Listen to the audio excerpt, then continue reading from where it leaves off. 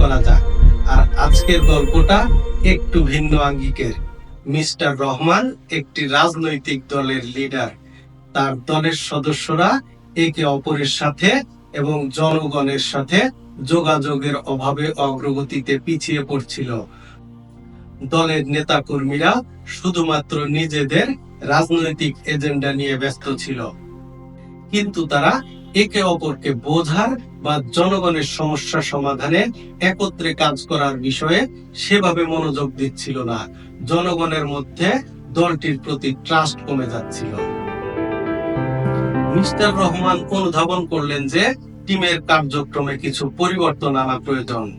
তিনি বুঝতে পেরেছিলেন, যদি দলটি সত্যি জনগণের পাশে দাঁড়াতে চায় এবং জনগণের ভালোবাসা পেতে চায়, তবে দলের সদস্যদের মধ্যে ও জনগণের সাথে একটি মজবুত সম্পর্ক গড়ে তুলতে হবে।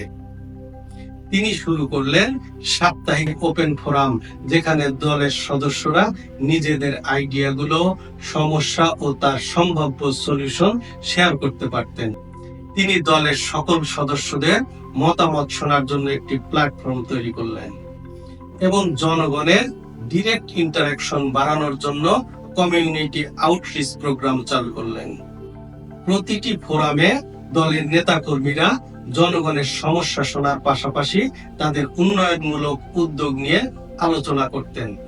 তারা এও জানিয়ে দিতেন যে তারা শুধু নির্বাচনের সময় জনগণের পাশে থাকবেন না, বরং সুখে দুঃখে উৎসবে আনন্দে জনগণের পাশে দাঁড়াবেন।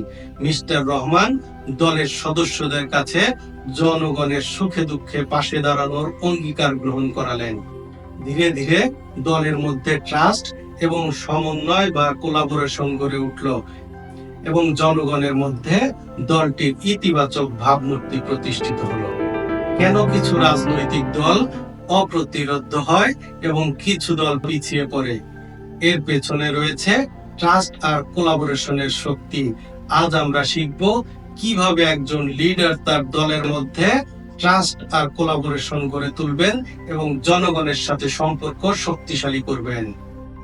গুগলের একটি গবেষণায় দেখা গেছে, হাই পারফরম্যান্স টিমের 90% ক্ষেত্রে ট্রাস্ট এবং সাইকোলজিক্যাল সেফটি সবচেয়ে গুরুত্বপূর্ণ। রাজনৈতিক দলগুলোর ক্ষেত্রেও এটি প্রযোজ্য।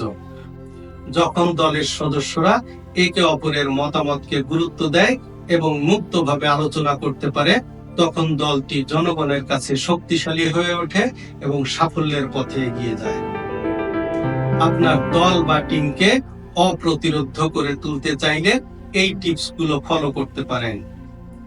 Number 1, open communication. দলের সদস্যদের মতামত শোনার জন্য নিয়মিত ওপেন ফোরাম বা মিটিং আয়োজন করুন। Number 2, psychological safety. ভুল করার ভয় ছাড়াই সবাই যেন স্বতঃস্ফূর্তভাবে নিজ নিজ মত প্রকাশ করতে পারে, এটি নিশ্চিত করুন। Number 3, collaboration. দলের সদস্যদের একসাথে কাজ করার পরিবেশ তৈরির জন্য কমিউনিটি আউটরিচ প্রোগ্রাম এবং ক্রস পার্টি কোলাবোরেশন নিশ্চিত করুন।